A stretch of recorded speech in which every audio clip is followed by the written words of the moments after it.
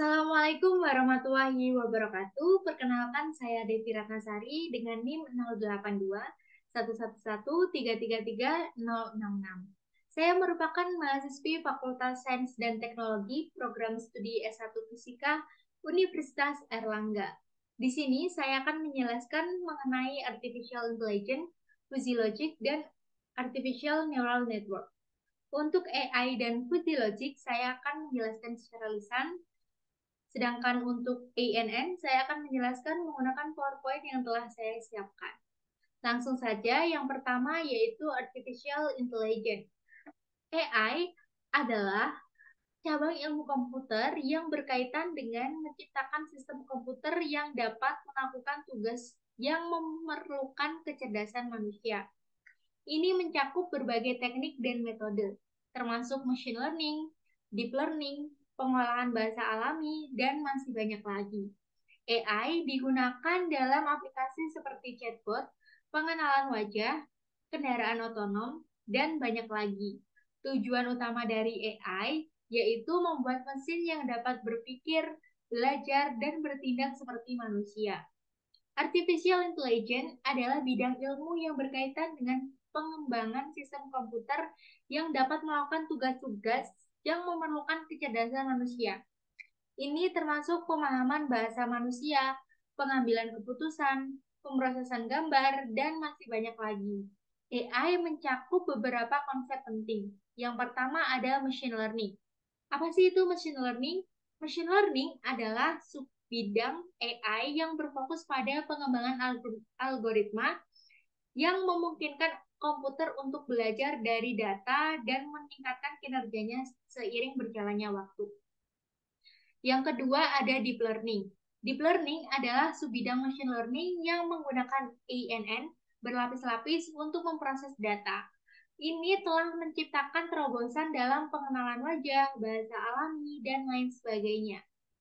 Natural Language Processing atau NLP adalah cabang AI yang berkaitan dengan pemahaman dan penggunaan bahasa manusia oleh komputer.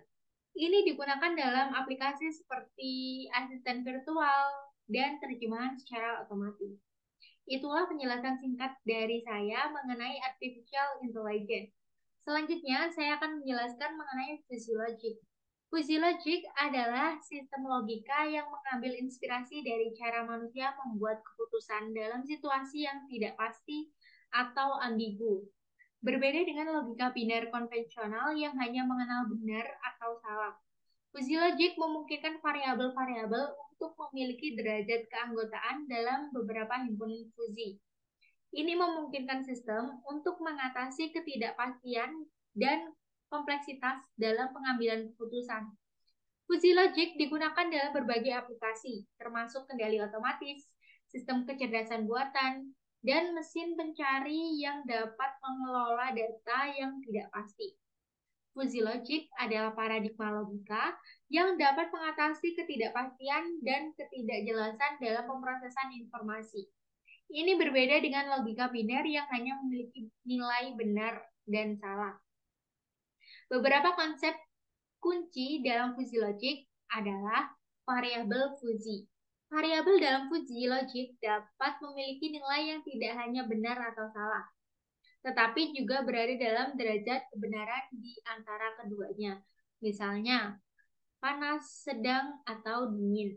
Aturan fuzzy dalam Fuzzy Logic digunakan untuk menggabungkan informasi dari beberapa variabel fuzzy dan menghasilkan output fuzzy. Ini memungkinkan pengambilan keputusan dalam konteks yang tidak pasti.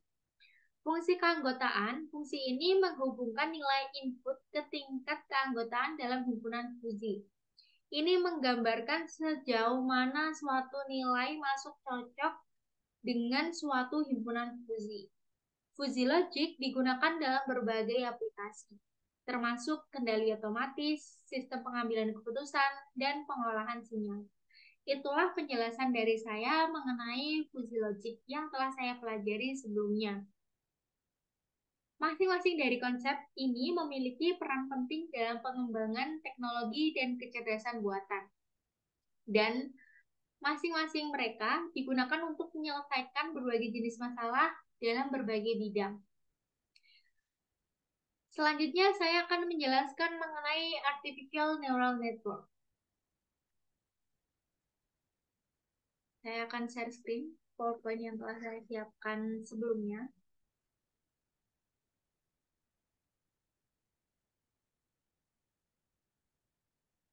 Artificial Neural Network adalah model komputasi yang terinspirasi dari struktur dan fungsi otak manusia. Mereka terdiri dari neuron buatan yang diatur dalam lapisan-lapisan. Setiap neuron menerima input, memprosesnya, dan mengirimkan output ke neuron berikutnya. ANN digunakan dalam machine learning dan deep learning untuk memecahkan berbagai masalah seperti klasifikasi, prediksi, dan pengenalan pola.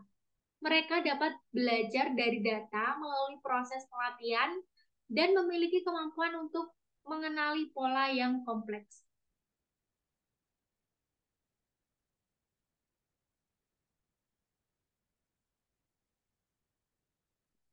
Jaringan saraf manusia. Sistem saraf bekerja melalui jaringan interkoneksi miliaran neuron. 86 miliar neuron diantaranya adalah di otak manusia. Neuron ini mengirimkan informasi dalam bentuk impuls saraf, bertanggung jawab untuk mengendalikan dan mengkoordinasi seluruh fungsi tubuh.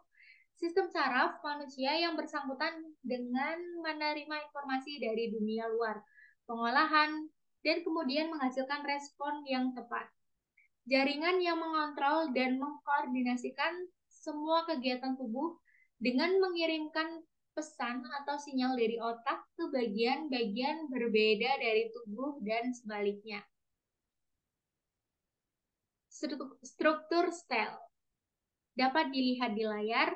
Ini merupakan gambar dari suatu sel. Neuron pada manusia terdiri dari sel tubuh, sebuah akson, dan banyak dendrit. Akson sendiri merupakan penghubung yang mengirimkan sinyal keluaran neuron menuju neuron lainnya. Sedangkan dendrit merupakan fasilitator yang menghubungkan neuron dengan akson dari neuron lainnya. Nukleus merupakan inti sel pengolahan informasi. Dan sinapsis berfungsi sebagai persimpangan di mana impuls atau informasi dapat mengalir dari suatu neuron ke yang lain. Cara kerja sistem saraf. Yang pertama, neuron sensorik mengirimkan rangsangan atau impuls yang diterima dari alat indera, yaitu mata, hidung, kulit, dan lain sebagainya ke sistem saraf pusat, otak, dan sumsum tulang belakang. Yang kedua, interneuron berfungsi membaca impuls yang diterima dari neuron sensorik dan memutuskan respon yang akan dihasilkan.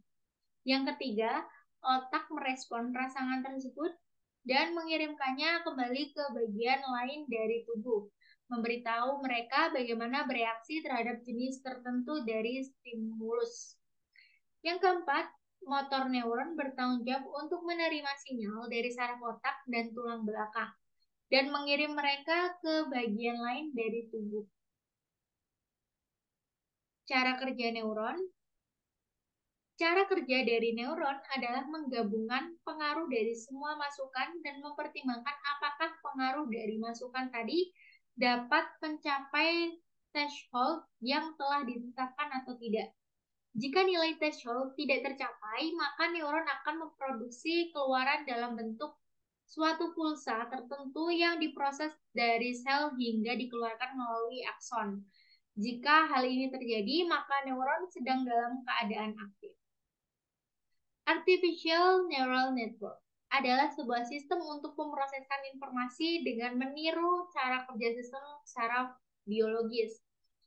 Berikut ini saya tampilkan visualisasi gambar antara sistem saraf secara biologis dan artificial neural network yang merupakan tiruan dari sistem saraf secara biologis.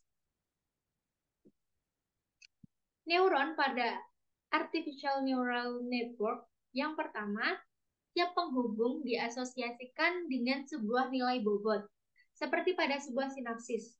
Nilai bobot menentukan derajat pengaruh dari sebuah neutron ke neuron yang lain. Pengaruh dari sebuah neuron ke neuron yang lainnya merupakan hasil kali dari nilai keluaran dari neuron-neuron yang masuk ke neuron dengan nilai bobot yang menghubungkan neuron-neuron tadi. Yang kedua, tiap neuron dikombinasikan dengan sebuah fungsi aktivasi yang berfungsi sebagai penghubung dari penjumlahan semua nilai masukan dengan nilai keluarannya.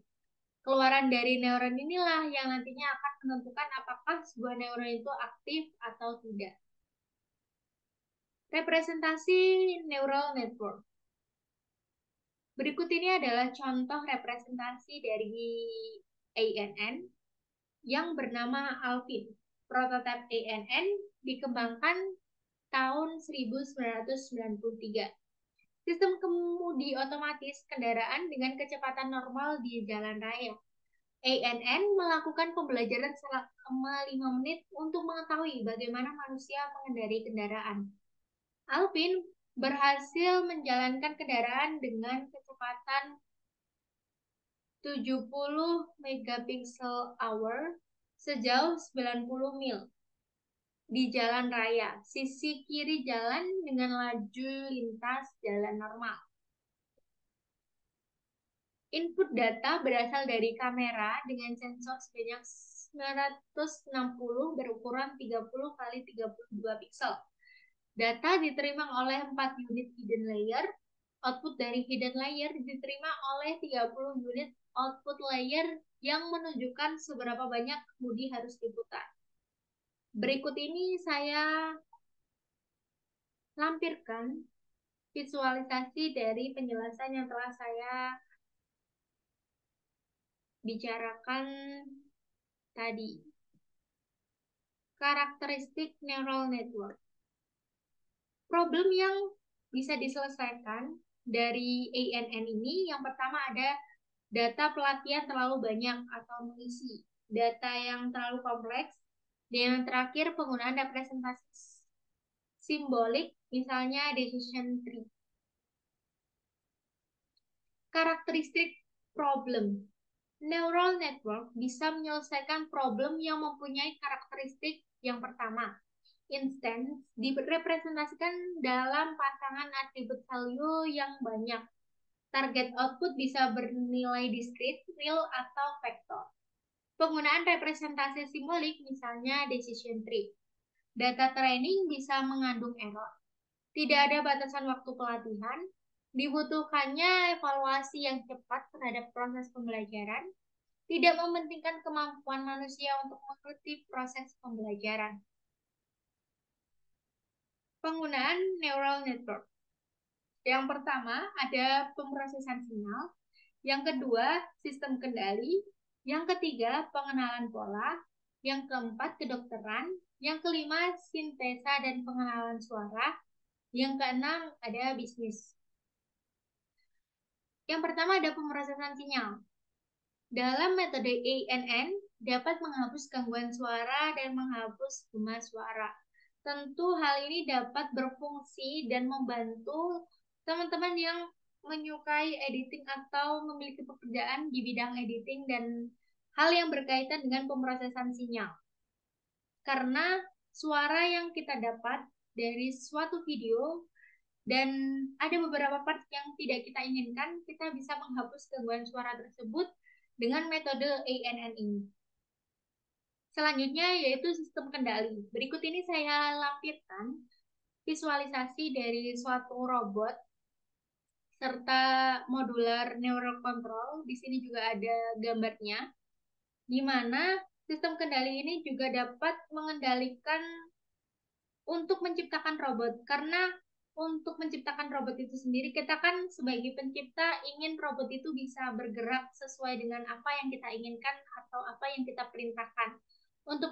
Untuk itu, metode ANN ini dapat kita manfaatkan untuk mengendalikan gerakan robot itu agar sesuai dengan apa yang kita inginkan dan sesuai dengan apa yang kita perintahkan. Yang ketiga, ada pengenalan pola. di mana dalam metode ANN ini kita dapat mengenali huruf dan mengenali gambar.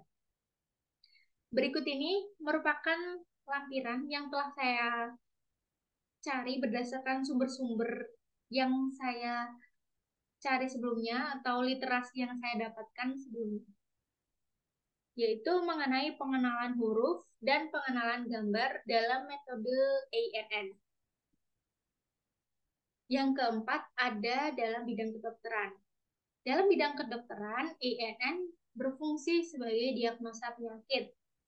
Selain di bidang teknologi, ANN juga dapat dimanfaatkan dalam bidang kesehatan, yaitu diagnosa penyakit. Berikut ini merupakan visualisasi bagaimana cara ANN mendiagnosa suatu penyakit yang merupakan output dari nodes dalam gambar ini. Selanjutnya yaitu sintesa dan pengenalan suara. ANN dapat mensintesa dan pengenalan suara yang dapat dilihat di layar teman-teman. Selanjutnya dalam bidang bisnis, ANN berfungsi sebagai prediksi harga saham dan prediksi kegagalan bisnis.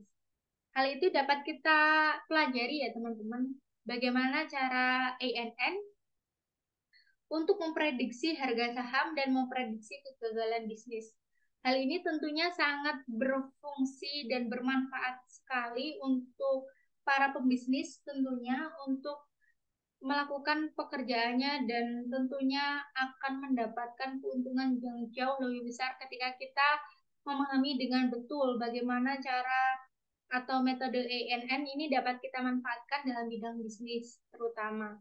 Karena untuk memprediksi harga saham dan memprediksi kegagalan bisnis itu kan bisa kita manfaatkan sebaik-baiknya. Karena ketika kita memprediksi harga saham, ketika saham itu turun, kita akan membeli banyak suatu saham. Dan ketika saham itu naik, kita bisa menjualnya dan mendapatkan keuntungan.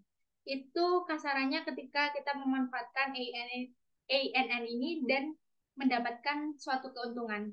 Begitupun juga ketika kita memanfaatkan ANN ini untuk memprediksi kegagalan bisnis.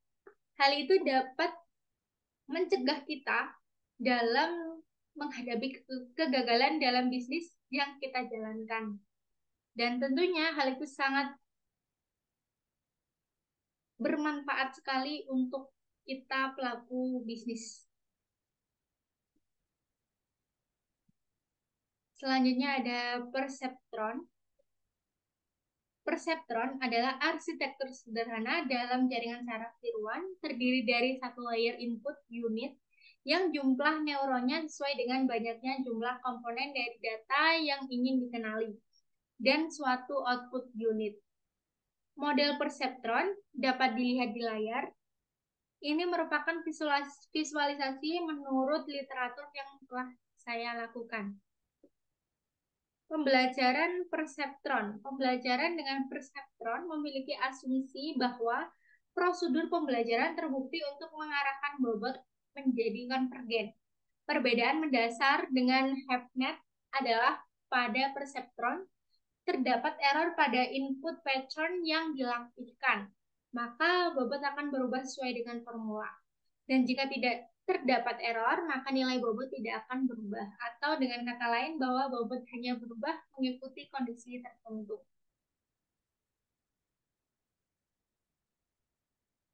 Pembelajaran perseptron. Berikut ini merupakan algoritma yang saya peroleh.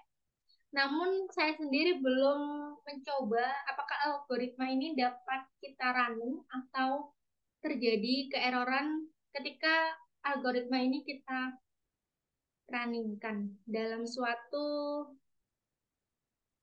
aplikasi tertentu.